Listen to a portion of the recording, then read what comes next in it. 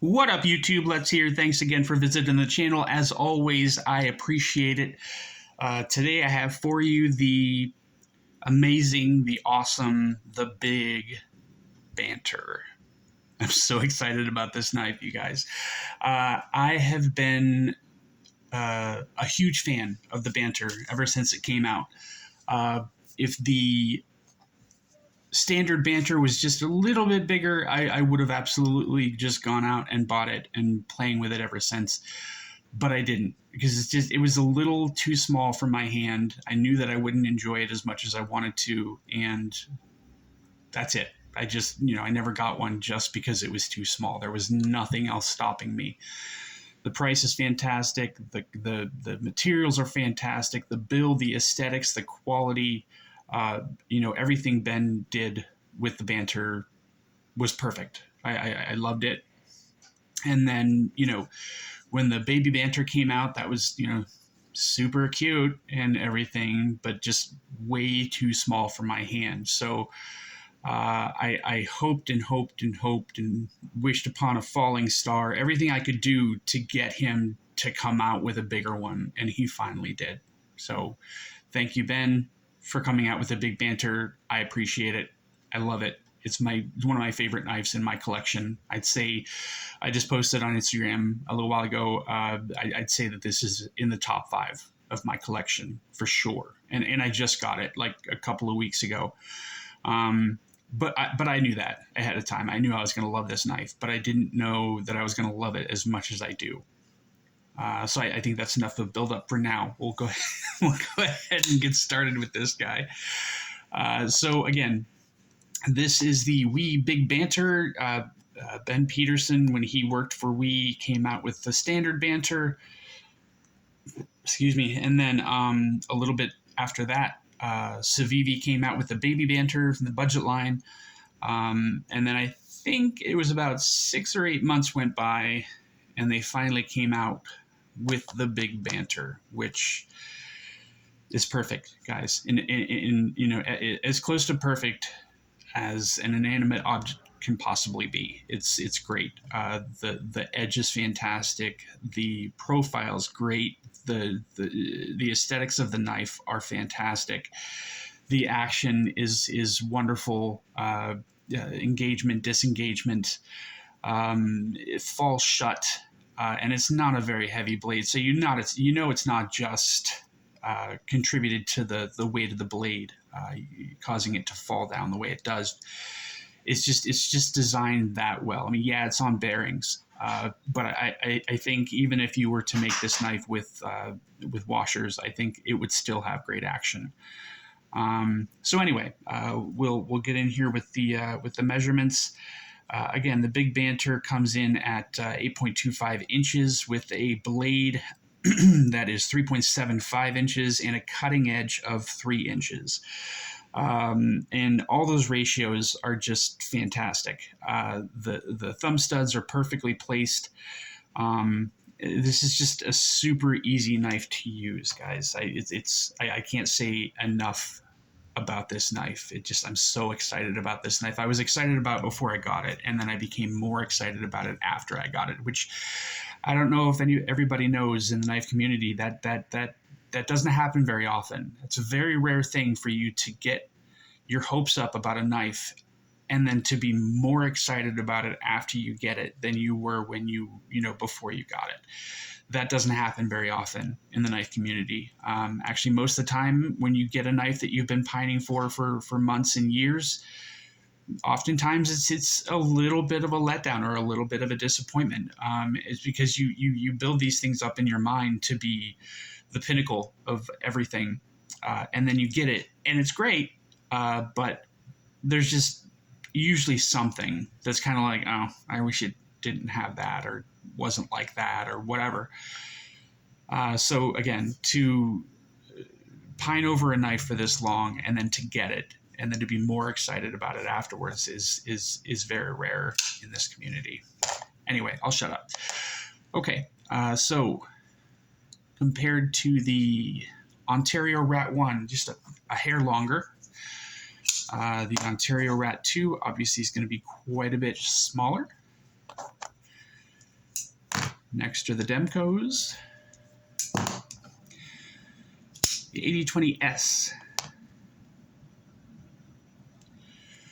is going to be about the same size, and the 8020.5 is going to be just a little smaller by about an inch. That's okay though, don't feel bad. And SPYDERCOs. Love SPYDERCOs. Believe the PM2 is just a little bit shorter. Yeah, PM2 is just a little bit shorter than the big Banter, and the Para 3 is going to be quite a bit shorter than the big Banter. Length, height, and thickness. You can see that the handle length on this guy is just about the same as the PM2, and obviously shorter than the Para 3. The thickness, I haven't actually looked at this yet. Yeah, it's about the same. Para 3 is maybe a hair thicker. And the height of this knife obviously is going to be nowhere near as tall as the Para 3. All right, blade stock thickness. I think this is a pretty thin one.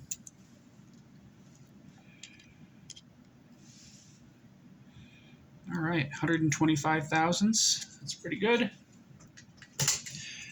And she's not a very heavy knife either, if memory serves. Okay, good. 4 ounces exactly. 4 ounces on the nose. Perfect. Okay.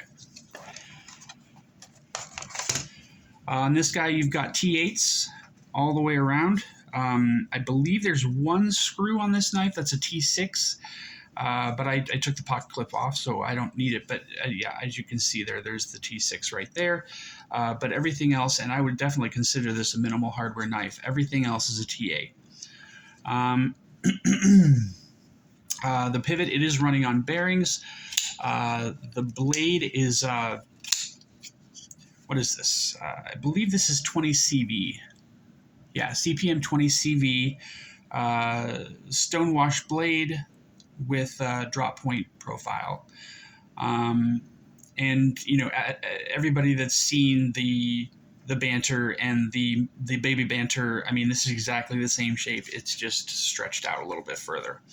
But I love the blade profile on this guy.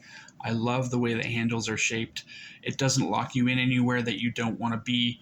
You've got this gigantic finger choil here, and you also have a sharpening choil here, which is great. The scales are micarta, green micarta, and you have stainless steel liners, which are milled out, and you've got a liner lock. There are 2 standoffs and a hole for the lanyard, if that's your thing. It's not mine. Everybody knows that. That's okay. Not a lot of billboarding on the blade here. Just the "What's up? What is up, guys?" From Ben Peterson there. And oh, there's the 20 CV. I don't know if you can see that or not. See if I can get it to focus enough for you to read it. No, it doesn't look like you can be able to do that. But you've got 20 CV written. 2 super duper tiny right here. The action on this thing, as I said, is just butter. Butter, butter, butter. There's no other word to describe it. This is such a smooth knife. Actuate the deployment with the thumb studs, flies right out, locks into place, bank fault lock. And when you disengage it, it follows your lead. You know, there's no double clutch here or anything.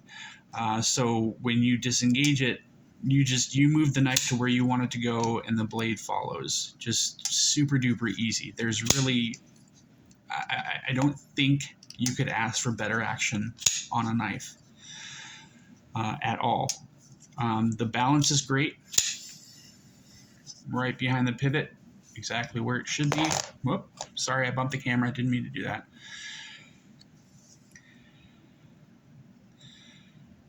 Okay, yep, right behind the pivot. So that's an awesome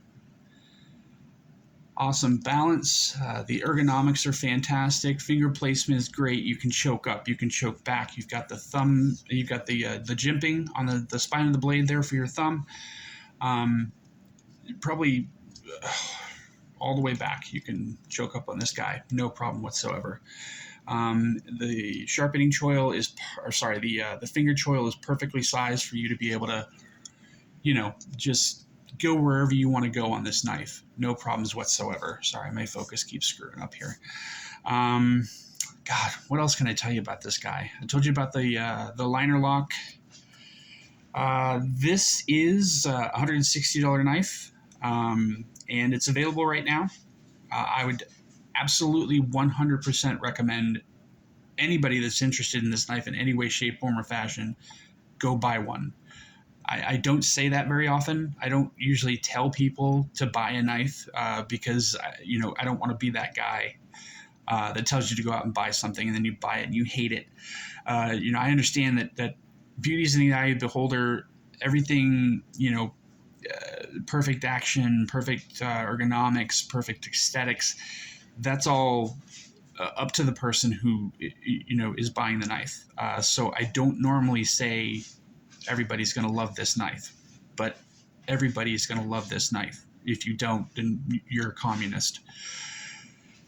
I don't know if you can say that on YouTube or not, but anyway, I think that's all I can say about this guy. It's perfect in every way. I absolutely love it. I don't remember the last time I received a knife, and the more I looked at it, the more I played with it, the more I, flipped it open and closed and everything. Every time I look at this thing, I like it more than the last time I looked at it. And that, like I said, that doesn't happen very often with this sort of thing. So this thing is wonderful, fantastic, great, perfect in every way as far as I can tell. I can't find anything wrong with this knife at all. And I challenge anybody.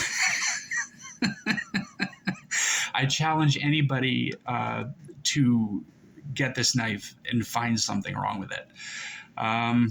So yeah, I think that's it for us today, guys. If you enjoyed the video, please like and subscribe. I'd really appreciate that. Please go to Instagram and follow me. Let's _do it up at Instagram. Please go and follow me. And also, I'm gonna kind of tag this lady one more time. Cutting Lace EDC. Please go to Instagram and follow her. She's going to be starting a YouTube channel when she reaches 1,000 followers on Instagram, and she's at 890 the last time I looked. So I'm excited to see her content. I'm really interested to see what she's got to offer here. She's also she's a knife enthusiast. She's got some great knives, but she's also a professional sharpener. She does a great job. So please go to Instagram and follow this young lady for me. Cutting Lace EDC on Instagram. I'd appreciate it. That's it for today, guys. Stay up, y'all. Take it easy. Bye.